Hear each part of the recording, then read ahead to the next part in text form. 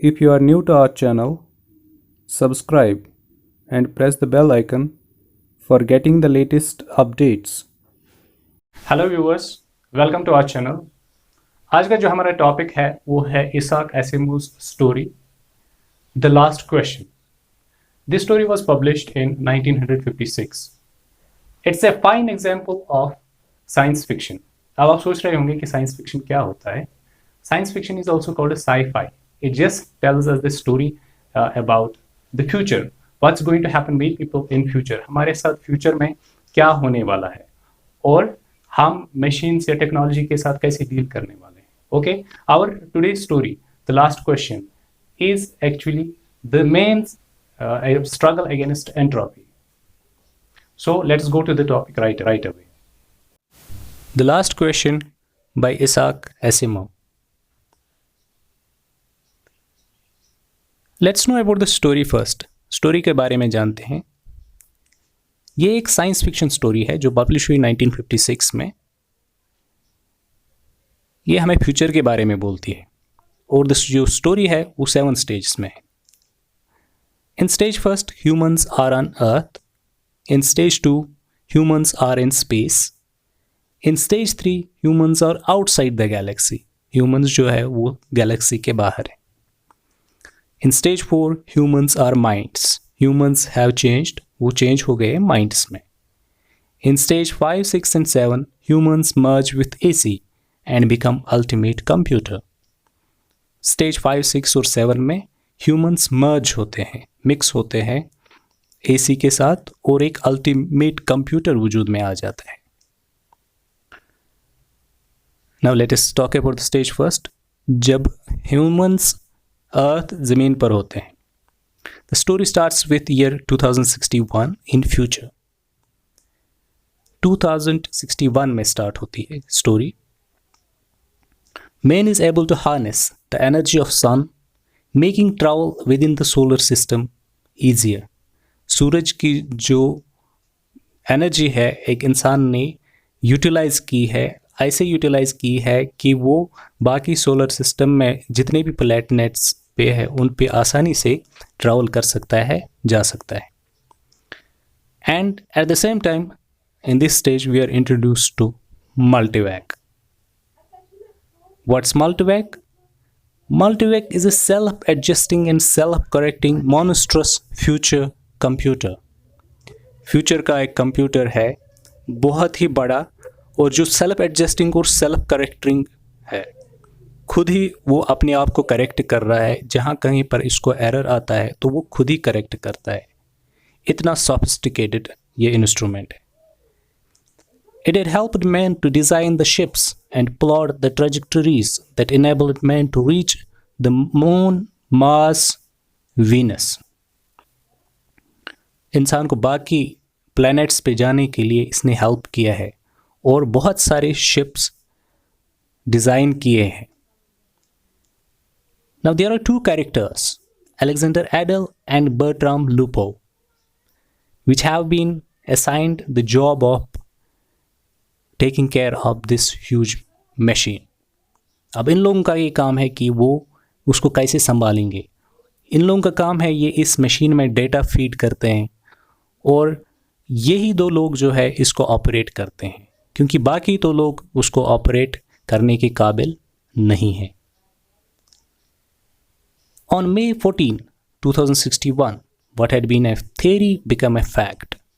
जो अब तक एक ख्वाब जैसा लग रहा है वो हकीकत बन गई।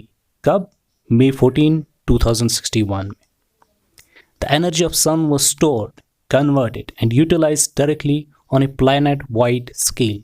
पूरी धरती पर जो सन की एनर्जी है उसको स्टोर किया गया। It was converted and utilised, अच्छे तरीके से इसका इस्तेमाल होने वाला है, होने लगा। Burning of coal and fissioning uranium stopped.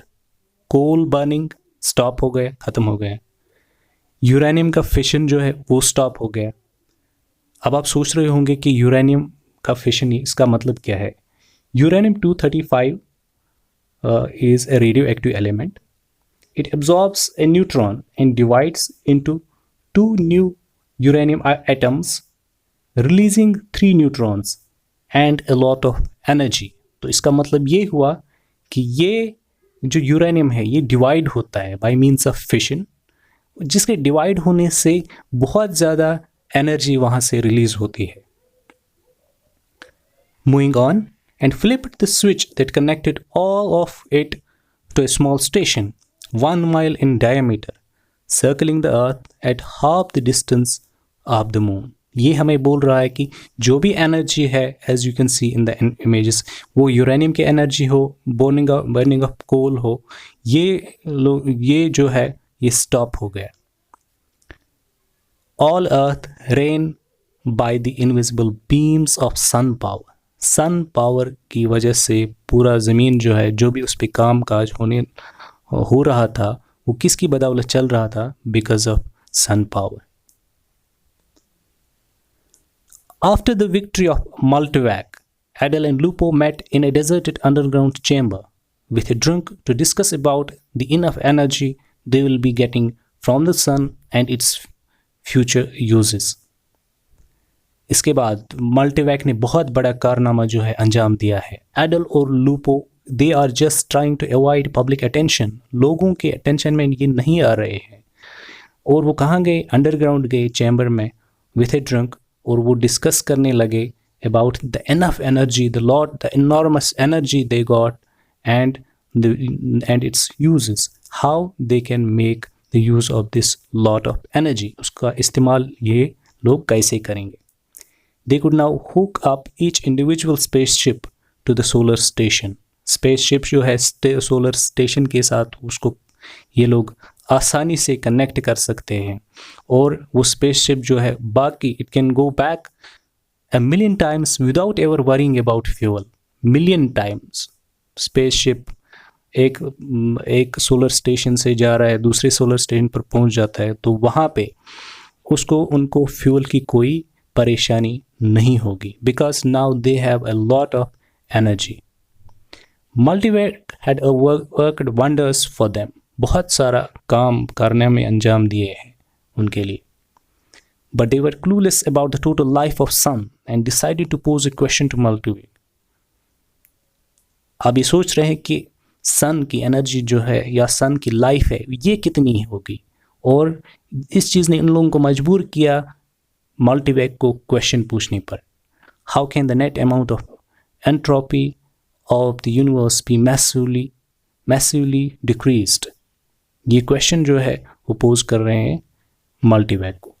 मल्टीवैक जो आप लोगों को पता है जो मशीन है वो वहाँ से रिस्पॉन्ड करती है, it responds insufficient data for meaningful answer। तो ये जवाब जब आता है तो ये लोग जो है they feel disappointed। Now let's go to the stage second। अब stage second में क्या होता है? Humans are in space। इंसान जो है वो स्पेस में है। It's a journey to X-23, a new planet for human rehabilitation by Gerard and his family through hyperspace। इस चीज़ को आप बारीकी से समझिए कि ये लोग जो है, Jerrodd is the name of a person and his family, ये लोग कहाँ जा रहे हैं? एक नए प्लेनेट पर जहाँ पर इंसान बस रहे हैं, जिसका नाम है X-23। इसमें कैरेक्टर जो है, द कैरेक्टर्स और Jerrodine, Jerrodette first and second. अब जेरॉडेट फर्स्ट एंड सेकेंड क्या है? These are the 2 little girls. और जेरॉडीन जो है वो जेरॉड की वाइफ है। मान लीजिए कि एक पूरी फैमिली है जो दूसरे प्लेनेट पर जा रही है। So instead of Multivac of stage first they have Microvac to ask question if they wished. अगर कोई भी चीज़ का इनको क्वेश्चन पूछना हो तो वो किसको पूछते हैं? माइक्रोवैक को। So Microvac is more sophisticated form of Multivac. उसमें एक रिफाइंड एक वर्जन आया है जिसका नाम है माइक्रोवैक। They carried this microwave with them। It would guide the ship in pre-ordered direction, feed energies from various subgalactic power stations, would compute equations for hyperspatial jumps। अब ये माइक्रोवेव बहुत कुछ कर रहा है। ये तो स्पेसशिप को गाइड कर रहा है, आपको कहाँ से जाना है। एनर्जी कहीं पे होती है तो वो एनर्जी को कंज्यूम कर रहा है, फ्रॉम सब गैलेक्टिक पावर स्टेशंस और कंप्यूट इक्वेशंस कर रहा है। कहीं कहीं पे अगर स्पेशल जंप्स की ज़रूरत पड़े स्पेसशिप को तो वो उसके लिए इक्वेशंस कंप्यूट करता है। मींस ये एक ऐसा सॉफ्टिकेटेड इंस्ट्रूमेंट है जो बहुत ही बिजी है, बहुत ही काम कर रहा है और इन लोगों के साथ है। Moving on, Jerrodine feels the separation from earth painful. उसे बहुत ज़्यादा मिस हो रहा है कि अर्थ हम लोग छोड़ने जा रहे हैं, पता नहीं किस जगह पर हम आगे जा रहे हैं। And her husband assures her that on X-23 they won't be alone since there are a million of people on that planet already. और उसका हस्बैंड उसको एश्योर कर रहा है कि वहाँ पर बहुत सारे लोग होंगे और आपको ज़्यादा घबराने की ज़रूरत नहीं है। Jerrodd is proud to own a Microvac, but his ancestors knew computers as tremendous machines occupying 100 square miles of land. जेरोड को ये जिसके पास ये sophisticated instrument है, he feels proud about it. अब वो याद कर रहा है अपने बाबा, अपने फादर को याद कर रहा है जिसके पास क्या था, एक बहुत ही बड़ा कंप्यूटर था और जो ऑक्यूपाई बहुत ज़्यादा ज़मीन जो है ऑक्यूपाई करता था। His microvac was more complicated than the ancient multivac. Now यहाँ पर इस स्टेज सेकंड में जो मल्टीवैक ऑलरेडी था, मल्टीवैक अब ओल्ड फैशन्ड हो गया है, ऑब्सलीट हो गया है। मल्टीवैक ने कौन सा काम अंजाम दिया था? उसने who had first tamed the sun, उसने सन को कंट्रोल किया था, सन की एनर्जी को कंट्रोल किया था। Then they discuss entropy. अब ये लोग किस चीज़ को डिस्कस कर रहे हैं? एंट्रोपी। एंट्रोपी आप लोगों को पता होना चाहिए, science students must be knowing कि entropy is measure of uncertainty और रैंडमनेस। इसको हम बोलते हैं एंट्रोपी। और the second law of thermodynamics says entropy always increases with time. ये हमेशा इंक्रीज होता रहता है। लेकिन यहाँ इस स्टोरी में एंट्रोपी का आप मतलब समझिए कि it's the amount of running down of the universe. Universe में जितने सारे प्लैनेट्स हैं, स्टार्स हैं, दे रन डाउन, वो ख़त्म, आहिस्ता आहिस्ता ख़त्म हो रहे हैं। अभी बोल रहे हैं कि किस अमाउंट से, किस रेट से वो ख़त्म हो रहे हैं, that's called entropy. Knowing that one day all the stars will run down, अब उनको पता है कि एक दिन सभी स्टार्स जो है वो ख़त्म होने वाले हैं। They ask Microvac how to turn the stars on again after the run down. Microvac response, Microvac इनको भी आंसर दे रहा है, insufficient data for meaningful answer. वहाँ से भी उनको यही जवाब आ रहा है कि अभी हमारे पास उतना डेटा नहीं है कि हम आपको इसका मुकम्मल जवाब दें। Moving on to the stage 3, humans are outside the galaxy. ये आप लोगों को जहन में रखना है। Why humans are outside the galaxy? Because जो ऑलरेडी प्लैनेट्स है उन पर बहुत सारे लोग हैं, उन पर पॉपुलेशन बहुत इतनी ज़्यादा बढ़ गई है कि ह्यूमन बींग्स को मजबूर होना पड़ा कि वो गैलेक्सी के बाहर चले जाएं। सो इंस्टेड ऑफ माइक्रोवैक जो हमारे स्टेज 2 में था, हमारे यहाँ पे क्या है? Here we have galactic AC, more refined है। इसमें बहुत ऐसी चीज़ें हैं जो पुराने वर्जन में नहीं थी। Here we have 2 characters. इस पार्ट में, इस स्टेज में 2 कैरेक्टर्स हैं हमारे पास। VJ-23X of Lameth age nearly 200, जिसकी एज है 200 साल। And MQ-17J of Nicron aged 223 years. यहाँ पे ये बात आपको जहन में रखनी चाहिए कि ये जो कैरेक्टर्स हैं इनकी एज क्यों ज़्यादा है? बिकॉज टेक्नोलॉजी इतनी एडवांस्ड हो गई है कि इन्होंने मौत को ही जो है पीछे छोड़ दिया है। या ओल्ड एज और मौत क्या है ये इन लोगों को बिल्कुल भी पता नहीं है। और ये जो कैरेक्टर्स है, एक की एज है 200, दूसरे की 223, they consider themselves as young people. VJ-23X is to submit a report to Galactic Council regarding the expansion of population. उसको रिपोर्ट एक सबमिट करनी है। Galactic AC had solved many problems for them like old age and death, resulting in population explosion. That's why humans are in galaxy now. इन्होंने बहुत galactic AC ने बहुत सारा काम किया है इन लोगों के लिए कि अब ये लोग जो है वो गैलेक्सी से बाहर रहने लगे हैं. Moving on, according to them, these two people, ये लोग कह रहे हैं कि population doubles every 10 years and in the future even galaxies will not bear the huge population. तो गैलेक्सीज भी कम पड़ जाएंगे. इस पॉपुलेशन एक्सप्लोजन जो हो रहा है, पॉपुलेशन इंक्रीज बहुत ज़्यादा हो रहा है, उसके लिए गैलेक्सीज भी कम पड़ जाएंगे. The energy requirements also go up in a geometric progression even faster than population. Energy requirement भी, उसकी भी बहुत ज़्यादा ज़रूरत पड़ेगी. जितनी पॉपुलेशन जो है बढ़ रही है, एनर्जी रिक्वायरमेंट की भी उतनी ज़्यादा ज़रूरत पड़ेगी. MQ-17J pulls out his AC contact from his pocket and asks it the question. अब MQ-17J, अब उसके जेब में एक डिवाइस है, छोटा सा डिवाइस है, smaller in size and more sophisticated than the earlier versions. अब उससे ये क्वेश्चन पूछता है. क्या पूछता है उससे question? Can entropy be reversed? Entropy को हम क्या रिवर्स कर सकते हैं? वहाँ से इसको आंसर आता है insufficient data for meaningful answer.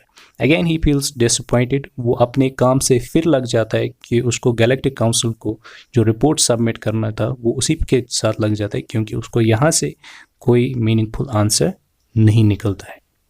Moving on, stage 4, humans in minds. यहाँ पे एक अलग कंसेप्ट है. ह्यूमंस नहीं है, बट ह्यूमंस का कंसेप्ट जो है वो माइंड्स में है. In this stage we have the universal AC to answer the questions. हमारे पास जो है यूनिवर्सल एसी है जिससे हम क्वेश्चंस पूछ सकते हैं. तो बाकी वर्जन्स ख़त्म हो गए, ये अलग एक स्टेज है. यहाँ पे यूनिवर्सल एसी है. Here we find only minds and not bodies. Bodies नहीं है, सिर्फ minds है इस स्टेज में. The bodies have remained back on the planets in suspension over the eons. Bodies कहाँ पे रह गई हैं? Planets पे. क्योंकि humans तो उन्होंने स्पेस भी, उन्होंने गैलेक्सी भी कवर किया, अब वो minds में आ गए. The mighty throng of bodies rarely did some mental activity there. Planets पे जो human beings रहते हैं, they are the bodies there, but they don't do any sort of activity. कोई काम वगैरह वो बिल्कुल नहीं करते. And there was no place for new individuals. इतना वो populated already है those planets कि वहाँ पे नए individuals के लिए कोई space, कोई room नहीं है.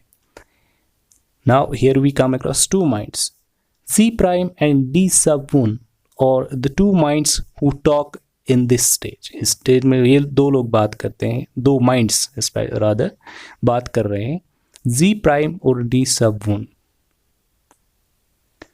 Both ask questions to universal AC regarding the original galaxy of man, the original star of man, and what happened to man on the star.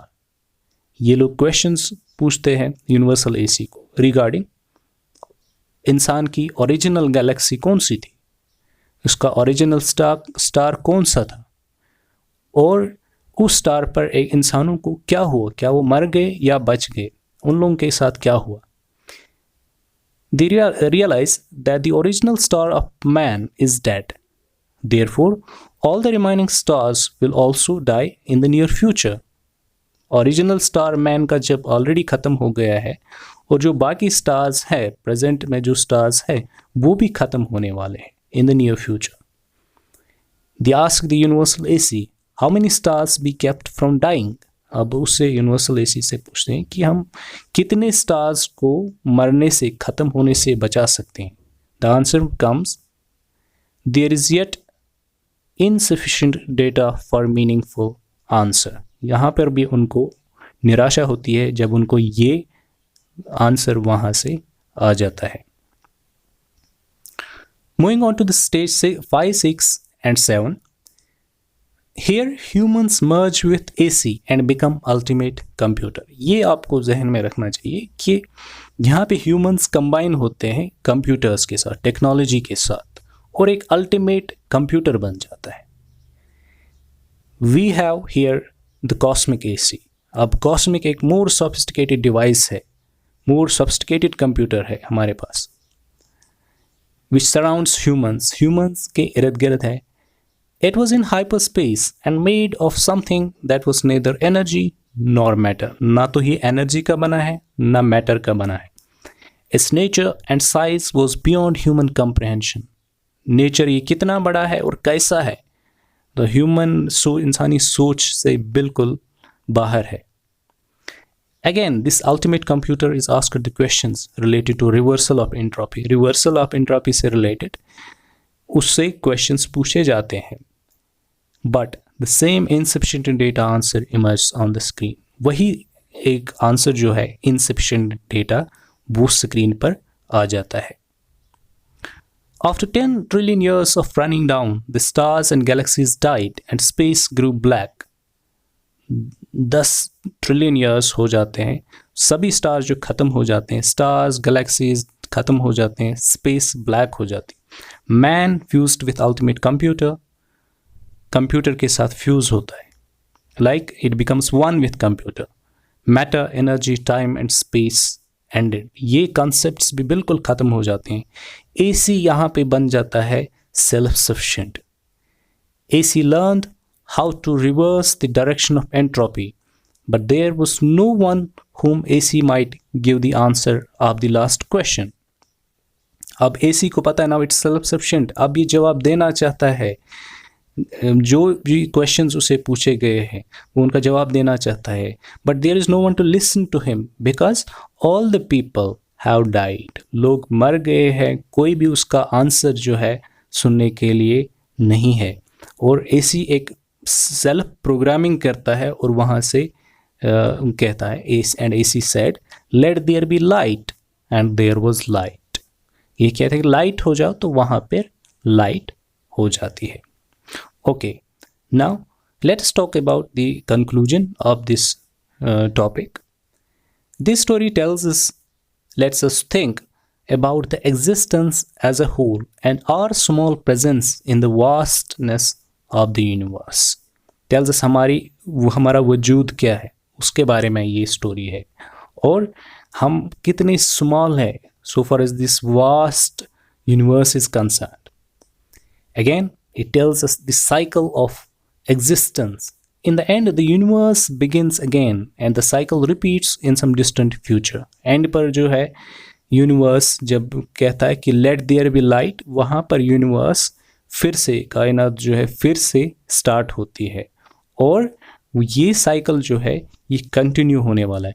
No matter how much we advance in terms of technology, human existence is doomed. कितना भी इंसान एक technology के लिहाज से आगे क्यों न जाए, उसको आखिरकार मौत का सामना करना ही पड़ता है. His existence is doomed. It's a kind of battle against entropy, as we earlier said that कि ये एक बैटल है against the entropy. एंट्रोपी को हम कैसे कॉन्कर या उस पर काबू हम कैसे पाएंगे. Machines continue to dominate human beings. Again, it's also about machines because machines, we are almost all the time surrounded by the machines. Machines dominate us. The ending words, let there be light, is a reference to Bible because these words are found in Bible also. So it has the religious connotations because what will remain at the end of the universe is religion. The concept of God will remain. According to story, God is really the mixture of humanity, technology it created, meshed together as one. God क्या है? It's a mixture of humanity. एक तो इंसान जो उन्होंने create किए और इंसानों ने जो टेक्नोलॉजी क्रिएट की है और जो टेक्नोलॉजी मिक्स हो गई है ह्यूमन बींग्स के साथ, यही जो है गॉड यही है. He is the omnipresent and omnipotent. He will ultimately provide a sound solution. So this is the end of lesson. Thanks for watching. Like, share and subscribe our channel Spunky Literature. Thank you very much.